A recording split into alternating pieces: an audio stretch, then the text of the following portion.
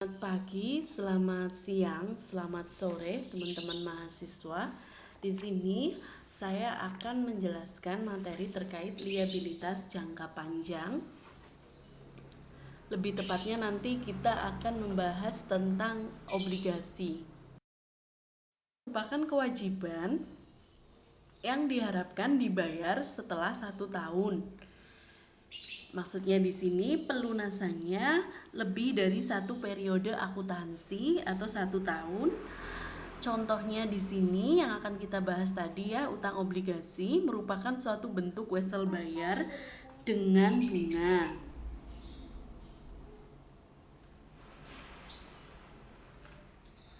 Nah, untuk mendapatkan modal jangka panjang dalam jumlah yang besar, manajemen perusahaan biasanya harus memutuskan apakah menerbitkan saham atau menerbitkan obligasi. Nah, di sini ada beberapa keuntungan ketika kita atau perusahaan memilih untuk menerbitkan obligasi. Yang pertama, penerbitan obligasi tidak mempengaruhi pengendalian pemegang saham. Maksudnya di sini, pemegang obligasi tidak memiliki hak voting sehingga pemilik saat ini atau pemegang saham memiliki kendali penuh atas perusahaan. Yang kedua, menyebabkan penghematan pajak. Di beberapa negara, bunga obligasi dapat dikurangkan untuk tujuan pajak, sedangkan pengurangan tersebut tidak berlaku untuk dividen saham. Kemudian keuntungan yang ketiga, potensi laba per saham yang mungkin lebih tinggi. Meskipun beban bunga obligasi mengurangi laba neto, laba per saham atas saham biasanya lebih tinggi ketika menggunakan pendanaan obligasi karena tidak ada saham tambahan yang diterbitkan. Seperti yang ditunjukkan tadi, ada 3 keuntungan ya. Salah satu alasan untuk menerbitkan obligasi adalah bahwa hal itu tidak mempengaruhi kendali pemegang saham. Oleh karena pemegang obligasi tidak memiliki hak suara, pemilik perusahaan dapat meningkatkan modal melalui obligasi dengan tetap memegang kendali penuh atas perusahaannya. Jadi kalau perusahaan menerbitkan saham, ini pemegang saham itu memiliki pengaruh terhadap perusahaan kita. Nah, kalau perusahaan memilih untuk menerbitkan obligasi sebagai pendanaan modalnya, maka ini pemegang obligasi tidak memiliki pengaruh di perusahaan kita. Ini bentuk obligasi. Di sini ada penerbit obligasi yaitu International Mineral and Chemical Corporation. Kemudian ada tanggal jatuh temponya yaitu 1 Mei 2017. Ini ya. Maksud saya bunga di sini 11,875%. Kemudian nilai nominal atau sering kita sebut dengan istilah nilai pari yaitu $5,000. Ini contoh dari obligasi. Kemudian di dalam obligasi itu kita sering menjumpai istilah nilai nominal, tanggal jatuh tempo, kemudian bunga. Nilai nominal ini merupakan jumlah pokok yang harus dibayar oleh perusahaan penerbit obligasi pada saat jatuh tempo. Jadi saya ulangi bahwa nilai nominal itu merupakan jumlah pokok yang harus dibayar oleh perusahaan penerbit obligasi pada saat jatuh tempo. Kemudian tanggal jatuh tempo merupakan tanggal di mana pembayaran terakhir yang sudah tertagih kepada investor dari perusahaan penerbit obligasi. Nah, nilai nominal ini sering kita sebut dengan istilah nilai pari. Nah, ini penerbitan obligasi ada 3 kondisi, teman-teman, di sini. Kondisi yang pertama, obligasi diterbitkan at par atau pada nilai pari, yaitu harga obligasi sama dengan nilai nominal. Misalnya, obligasi dengan nilai nominal 50 juta dijual dengan harga 100%. Nah, di sini sudah terlihat jelas harganya itu 100%, artinya harga obligasi itu sama dengan nilai nominalnya. Maka nilai obligasi tersebut adalah 100% dikalikan 50 juta atau 50 juta. Di sini jurnalnya kas pada utang obligasi sebesar masing-masing 50 juta. Ya, nilai nominal dengan harganya sama 50 juta. Kenapa kok kas? Karena kita menerbitkan obligasi itu tadi, memperoleh uang, utang, memperoleh pinjaman.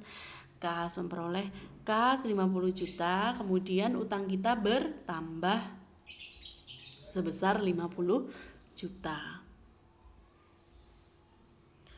Kemudian obligasi ini dapat diterbitkan at premium atau dengan premi. Maksudnya di sini harga obligasi lebih besar daripada nilai nominal.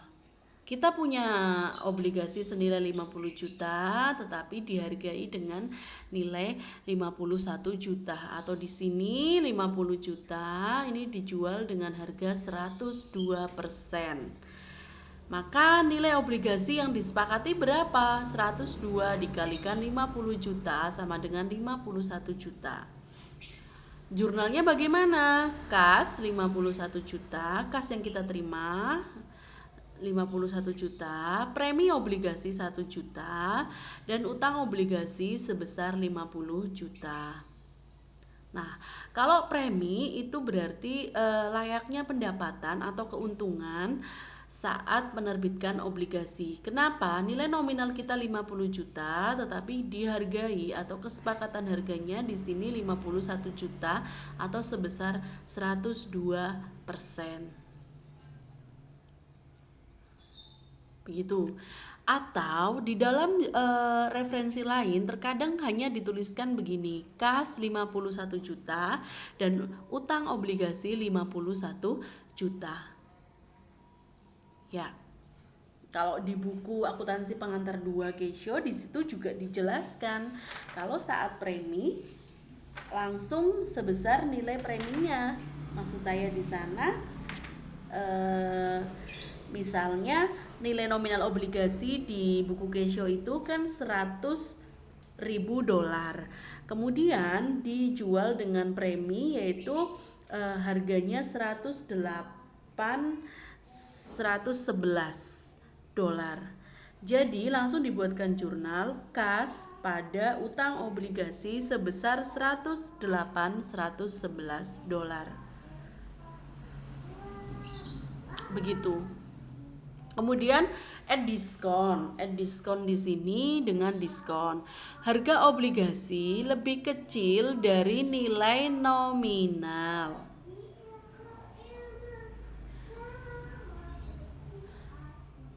Misal di sini obligasi 50 juta dijual dengan harga 98%. Maka nilai obligasi di sini 98% dikalikan 50 juta atau 49 juta.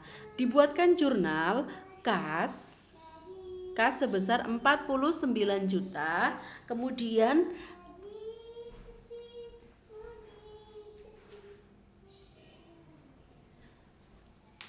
saya lanjutkan, kas sebesar 49 juta, kemudian diskon obligasi sebesar 1 juta dan utang obligasi sebesar 50 juta.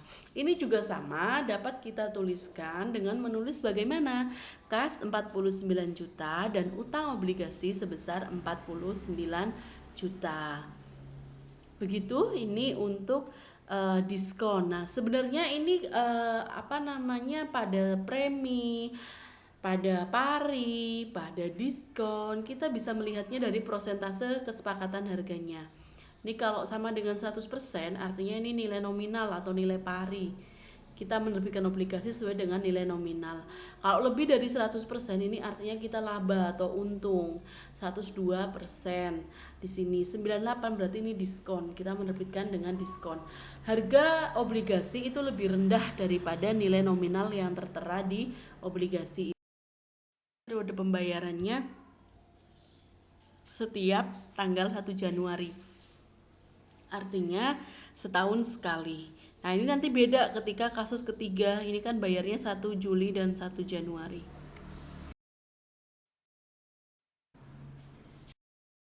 Dan contoh soal yang kedua yaitu untuk menghitung atau menjurnal, maksud saya penerbitan obligasi pada premium. Ini masih soal yang sama, hanya bunga pasarnya yang berbeda. Bunga pasarnya di situ berapa? 6%. Nah, ini untuk mencarinya bagaimana? Ini ya PV nominal ya 5 juta dikali 1 per 1 plus 0,06 pangkat 4 karena 4 tahun. Kemudian PV pembayaran kupon ini 400.000. 400.000 itu dari mana? Ini tadi bunga obligasi yang tertera kan di situ berapa? 8% ya.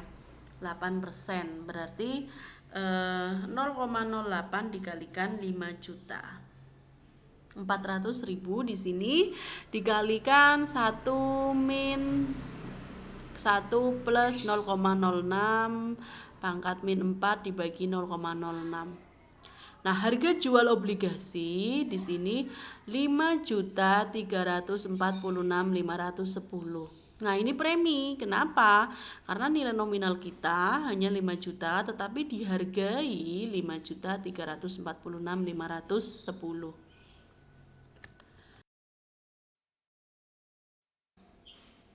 Ada penyesuaian di 31 Desember.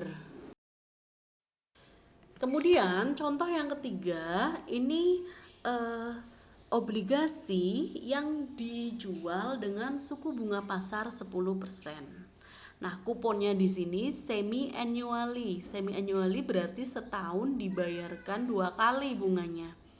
Nah, ini nilai nominal ya 5 juta dikalikan 1 per 1 plus 0,05. Kenapa 0,05?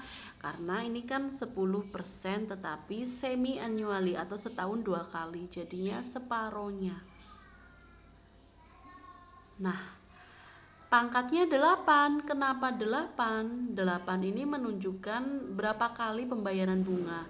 Karena 10%, bunganya 10%, pembayarannya setahun 2 kali. Berarti setiap kali pembayaran bunga 0,05% atau 6 bulan sekali 0,05. Nah, dalam sampai dengan jatuh tempo berarti berapa kali bayar bunga? 8 kali kan, karena di situ sampai 4 tahun, berarti sampai dengan 4 tahun ada 8 kali pembayaran bunga. Ya. Pembayaran kupon ini 200.000. Kenapa? Karena tadi kan kuponnya itu atau bunga obligasinya di situ 8% ya. Nah, karena separohnya berarti hanya 200.000 atau 4%. Dikali 1 min 1 plus 0,05 pangkat minus 8 bagi 0,05 ya. Maka harga jual yang disepakati 4.676.840.